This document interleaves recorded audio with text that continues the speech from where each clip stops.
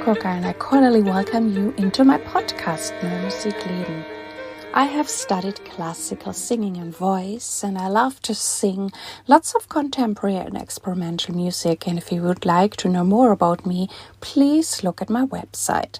And you can also subscribe to my monthly newsletter, and then you will be informed about anything I'm doing. In this podcast, I talk about all the themes all around the contemporary music realm. I share with you the behind the scenes, the insider knowledge, and I bring you the human beings out of this world closer to you. I'm cooperating with the NMZ. And in this episode, I'm cooperating with Rainy Days Festival Luxembourg, which is an amazing festival with contemporary music, curated by Catherine Cons, and this year's theme is Bodies. And I will put the link for you into the show notes that you can look at the program. And if you want to go there, look at the tickets. They have a day pass or a festival pass for a very reasonable price. In this episode, I have the honor to talk with the composer Michael Parsons. Michael Parsons is artist in residency this year at the Rainy Days Festival. He's going to talk all the performances he's going to have at the Rainy Days Festival 2025. So here is the conversation with Michael Parsons. Hello, Michael Parsons. I welcome you today into my podcast. Thank you. It's nice to be here. And the first question I have for you is, how did you get into this world of new and experimental music? It was really through Cornelius Cardew. In the 1960s, he was doing interesting things, experimental music. He'd been in Germany studying with Karl-Heinz Stockhausen, and he came back to England in 1960, and he became a bit disillusioned with the serialism and the avant-garde, and then he became more interested in John Cage and the American experimental music. And then he started a group which was originally an experimental music class in London, and that developed into the Scratch Orchestra because more people came to it than could be included in the class. So we had to find bigger spaces, and also he had an ambitious work which needed a lot of performers. So we all became looking for students and friends and other people to join. So we gathered together a lot of people who maybe necessarily hadn't thought of themselves before as being performers. You just heard about it and you showed up. Yes. And you had no clue about this kind of music before. Well, some of us had varying degrees of experience. It was a mixed group. Some musicians, some from jazz background, some improvisers, some performance artists, and some who are students at the Royal Academy of Music. And what were you doing at this point when you? Well, I'd been studying classic. Ah, okay. So you were already in the music realm, but not the wild stuff yet. Well, no.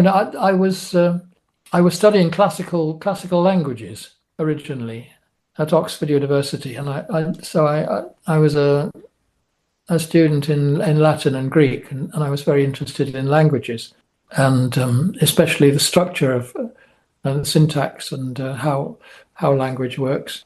And then I came in touch with other students who were interested in new music. I'd always been interested in music because my family background was very musical in the European classics, and so I was brought up really with Bach and Beethoven and Mozart and the traditional music. And then I became interested in as a teenager. Really, I wanted to find out what had happened in the 20th century, because my background in music was mainly classical and romantic, and then I became interested in Mahler at one point, and And then I wanted to know what came after Mahler. So I became interested in Schoenberg and Webern. And then, so I had this background in 20th century music, which I was exploring. And then when I met Cardew, he really introduced me to what was going on especially in Europe and in America, and in New York specifically, with John Cage and Morton Feldman, and Christian Wolff, and David Tudor, of course, the pianist. And so I was ready to go on exploring in that direction. And then you also became a composer yourself. Yes, well, gradually. I mean, I had been composing as a teenager, as a kind of mostly kind of fairly derivative pieces in a classical style. But yes, I somehow had the curiosity to want to make music, to compose music, as well as just to listen and to play. It happened gradually, but especially during the 1960s, I became more and more interested in composing. So it was a gradual discovery, really. You got inspired by many important figures you just mentioned. I'm sure you learned a lot from them. Yes, well, of course, at that age, one is discovering new things all the time. So but at the moment, at first, I was rather skeptical about John Cage and using chance, and then because Cardew was very persuasive, and he was also a very good pianist, and he played this music. So I gradually became more interested in this use of chance. Seemed to me to be at first to be completely crazy, because it seemed to go against all the principles which I'd grown up with of having a coherent musical structure which one could follow what was happening. John Cage really threw that all out of the window and started completely from the idea of all sounds being inclusive. And so I was thrown really from one extreme to the other. And it took a while to assimilate all of that. Yes. And you also mentioned that you were into languages earlier on, like Latin and Greek. I also learned Latin for a really, very long time, and I really liked it. Yes. And it helps also to learn other languages, actually. But Oh, yeah, even though that definitely. was way back then, do you still feel it influenced things, how you whatever composed your works with this knowledge of those two very Oh, old yes, languages? definitely. Because I was always very interested in the structure of language and the way things connected together, the grammar and the syntax. And I'm still very interested in that in musical terms as well. I like to find out how things are connected. And so I studied the traditional harmony and then the atonal harmony. And so, yes, I was interested in the structure of music, from understanding the way it's put together. And I still am very interested in that. But somehow over the years, I've integrated the ideas that came from America, from New York and specifically. But I've tried to find a balance, and this continued throughout my life, and even today it still continues, between being interested in the grammar and the structure of music, and also being open to things which are not controlled in that way, but things which can happen unexpectedly, and things which can't really be explained in terms of that kind of rational organization. So I have both of these sides in my musical development, and I try to find different ways of keeping them in some kind of balance. I'm still a bit skeptical about John Cage, in the sense that I think, although it's very refreshing to understand what he was doing, at the same time, the music itself is often not very interesting, because it's too open, it's too inclusive. It seems to lack that kind of disciplined structure, which for me is an essential part of music. So I want to take certain things from that tradition of John Cage, And I want to, at the same time, remain resistant to going so far as he did. So I'm trying to find ways of balancing those two things: the rational and the more open and intuitive. So everything I do, I think, can somehow be explained in these terms. You can find rational things. I always like to have a rational structure when I'm composing, but then I like to contradict and disrupt this structure by doing things which perhaps wouldn't be considered part of that rational approach.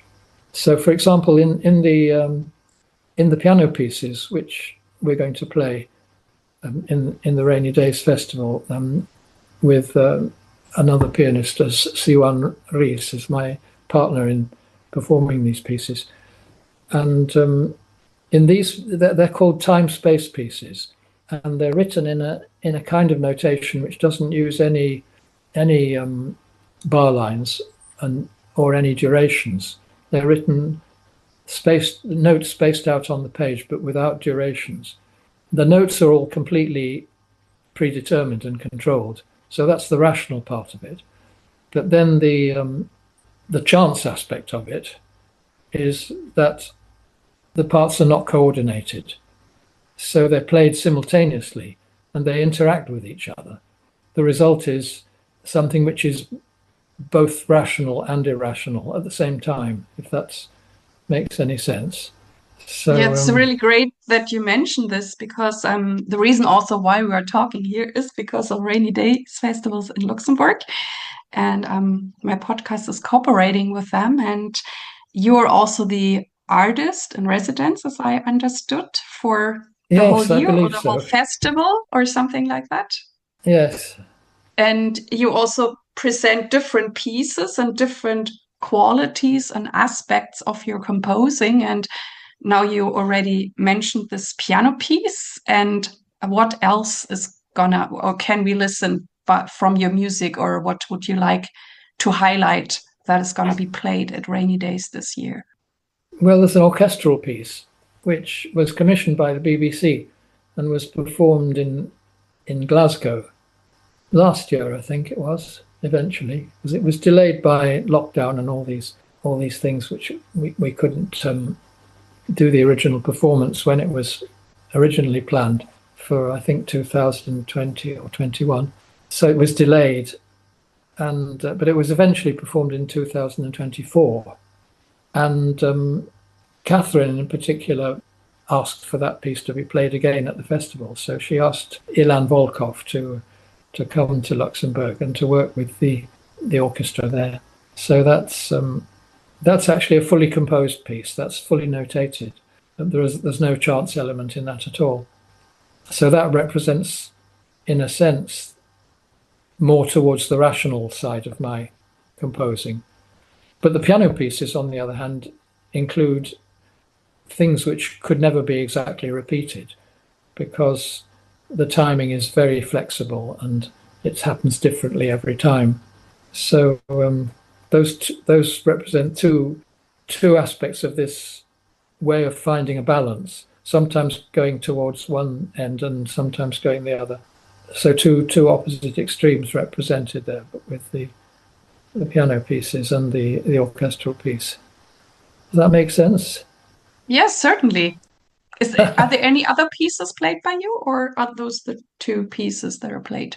Well, there's also a walking piece, which Yeah, that's what I heard about, because that really fits to the theme, also the bodies. And yeah, I heard yes. about that. What is that about? So it's a piece I wrote at the time of the Scratch Orchestra, because a lot of the participants in the Scratch Orchestra weren't trained musicians, and I wanted to do something which everybody could take part in. And I thought of the idea of taking a familiar activity like walking and making a sort of structure out of it by specifying direction of walking and speed of walking and standing still before changing direction and moving off again. and other parameters, if you like, which could be specified in advance, and then the performers would set off in different directions, walking at different speeds, and then they would interact and intersect in different ways. And this was really influenced by simply watching people walking in open spaces, like on railway stations, where you see people crisscrossing the space and sometimes hurrying, sometimes going very slowly or waiting. So it's really a sort of counterpoint of movement and standing still, because the standing still is also important as a way of contrasting with the movement. The performers also stand still for different lengths of time. And so, who is going to perform this piece? Well, there are some dancers. There's a dance school in Luxembourg, and Catherine made contact with the dance teacher and asked if some of the students there would like to take part in this, and she's agreed. And I have to talk to her again later this morning, because we haven't yet quite agreed how many performers would like to take part, and so it's still quite open how we interpret it in this context. But every time it's different. I also find it interesting that you work both with professional, whatever, musician, artists, and people who are enjoying it, but they're not professionals. So what qualities do you appreciate then in performers you work with?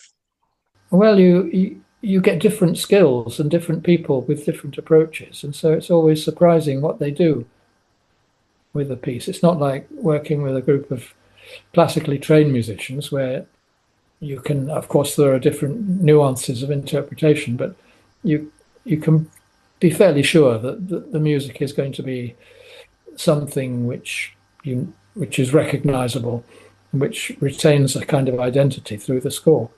But working with non-musicians, they come with different ideas, and they might interpret it quite differently. So I like to be open to that as well, because they don't have the notation to restrict them in that way. So I'm interested to see what's going to happen with that on this occasion. I've done this walking piece many times and in different contexts, sometimes in the open air, sometimes in enclosed spaces, sometimes with dancers, several times before with groups of dancers, but also with people who are not trained as musicians or as dancers, and they of course walk in a completely different way and in a much more informal and relaxed way. So the open air versions with untrained performers are completely different from the more formal versions with trained performers. So I think this, since you have done already a few performances, you have seen so many options already. Can they still surprise you? But it changes every time I do it. I think of new ways of doing it. So I don't want to repeat you change exactly it too, or you before. Explain it differently, or yes. I see how they're reacting, and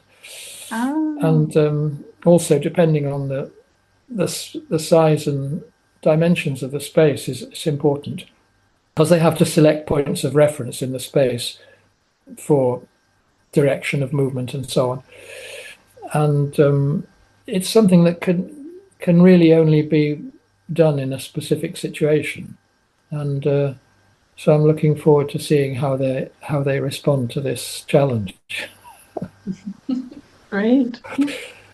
Yeah, so you're going to be for quite a while now in Luxembourg, doing all those great pieces, rehearsing, preparing them there. And what do you like, or what do you appreciate about this festival, Rainy Days Festival?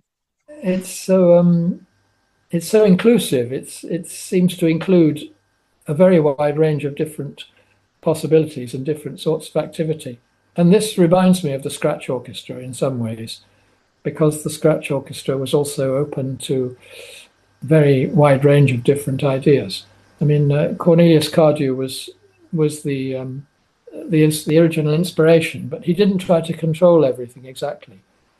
He always asked the participants to bring their own ideas, and he said the definition of the orchestra is not something he wanted to impose, but something that he wanted to discover through the contributions of other performers. So everyone was encouraged to bring ideas to try out, and some ideas worked and some didn't, but the ones which were most effective or most useful would be incorporated in public performances, and sometimes only performed once or twice, and sometimes became scratch favorites. So, but there was the opportunity for everyone to contribute something in that way. And I think the Rainy Days Festival has that quality of openness and inclusiveness, which reminds me of the Scratch Orchestra. So that's one thing. Although I haven't actually been to before, so I'm still open to discovering. I think Catherine Cons is curating wonderfully, as you said, a very wide range, and still it fits somehow together. And the place is so beautiful, the architecture of the Philharmonie. And when you also say, it's inclusive, or that like with Scratch Orchestra, you could invite people who were non-musicians. Do you think this is also still nowadays a way to get more people interested in our music, that they can participate and whatever, lose their fear, or that this is something weird we're doing, or? Yes, well, it's a matter of giving people confidence to be performers. If they're inclined to be performers and to participate, and they learn something from that, and they gain confidence in learning a new skill in that way. So I think it has the value, especially for the participants, but it's not really like a commodity which is meant to appeal to other people and outside of the performance. It's more something which engages the performers themselves in an activity which is valuable for them. So the emphasis is really on participation rather than in creating a product for other people to enjoy. Cardew was never terribly interested in audiences. He was more interested in just exploring what people could find out by participating. So yes, that's an important aspect of it at all. And it doesn't really matter what people think of it, because it's an experiment, and if it works, it works. Sometimes it works for the people who are participating. If it doesn't work, then you haven't lost anything. You've tried something new, and you've learned something from the experience. That's the important aspect, the experience of taking part. So it's also freeing if you don't care about the audience, but I think a lot of artists care about the audience. Yes. So and of course I do care about I care about the audience in the sense that I'm happy if people enjoy what I'm doing. This is now talking about my own music, but at the same time, I think one of your questions was about authenticity, and I have it here in front of me, so I can look at it again. Well, I always like to ask what it means for you to be true and authentic in this music business, and how do you do that? And I mean, you have a lot of experience, and I'm sure we can learn something from you. Yes, well, to me, I'm not really interested in music as a business. For me, it's a vocation and a learning experience, and a way of engaging with people in performance, as well as writing notes on paper and still being interested in the structure in the way that I described earlier.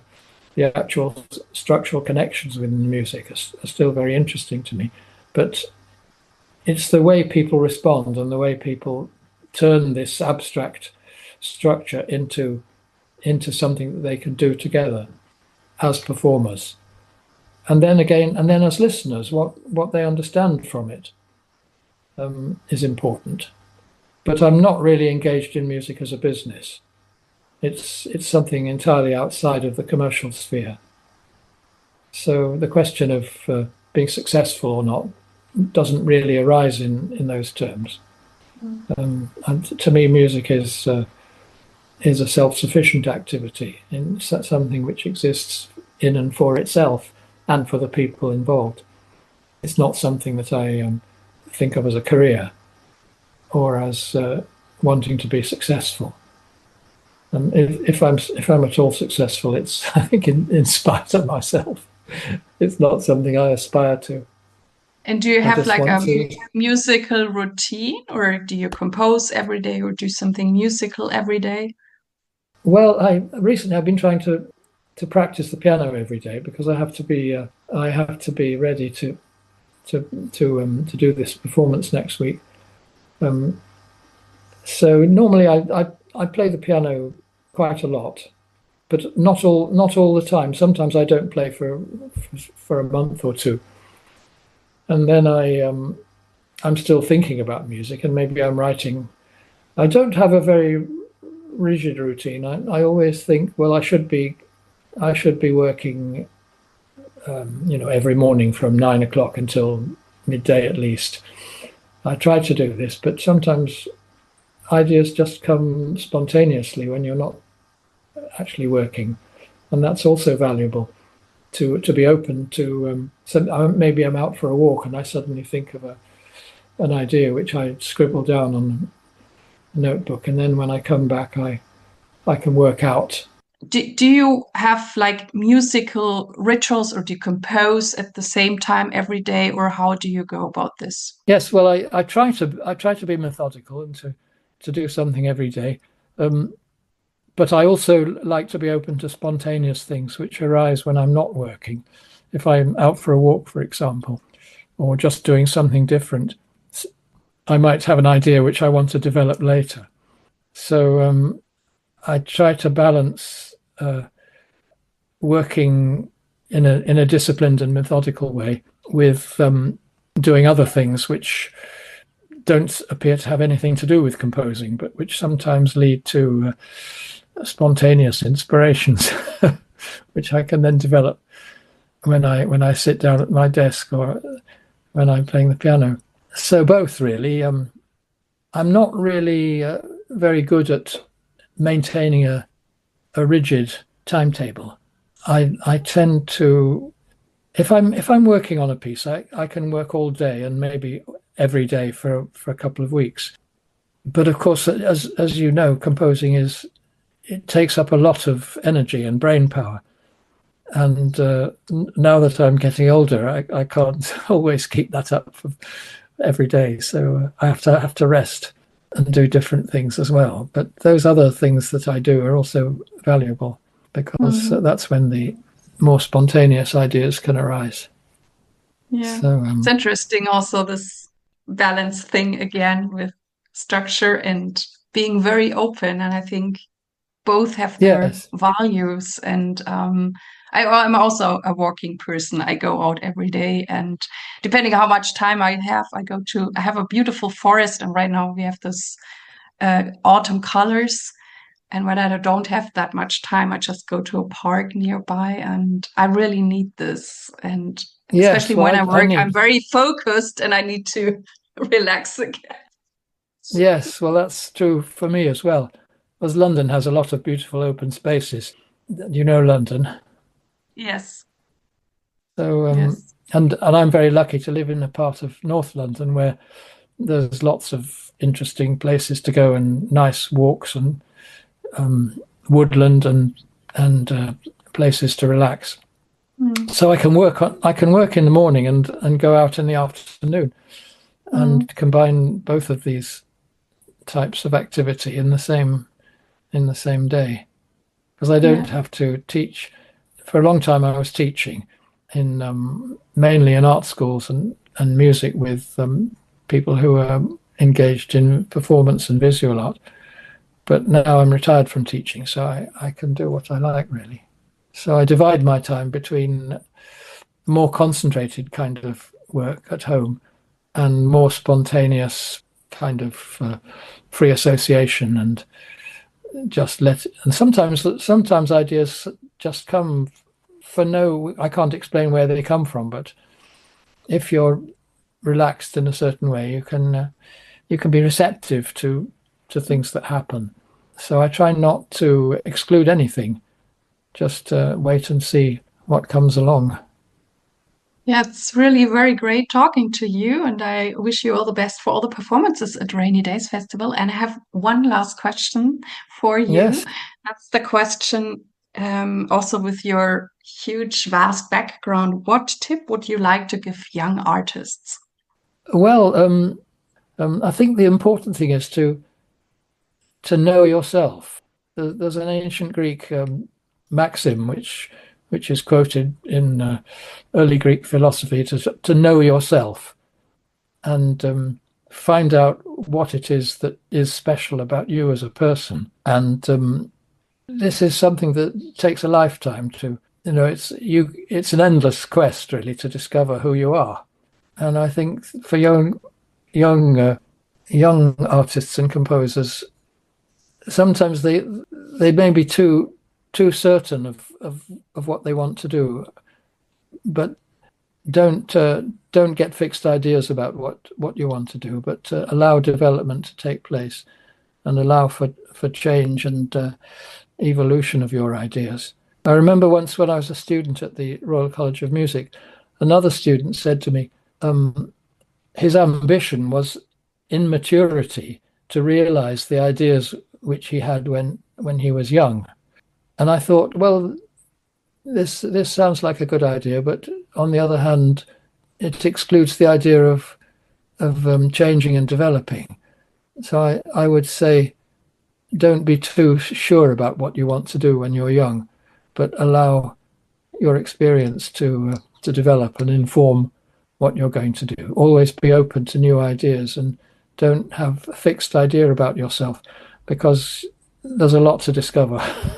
Yeah, I thank you so much for this talk we did for Rainy Days Festival. I wish you wonderful performances and also playing the piano, and maybe I see you in Luxembourg. I'm there very shortly, but let's see if I can see you. Let's meet in Luxembourg then. I'll look forward to that. Thank you very much. This was the interview from today. I hope that it inspired you. And please send me your emails, send me your feedback, because I love to interact with you. Thank you very much that you tuned in with me today. I really, really hope that you liked it. And please tell your friends and colleagues about this podcast. I thank you very much. I wish you all the best. Live your music, live your life, and see you next time. Yours, Irene.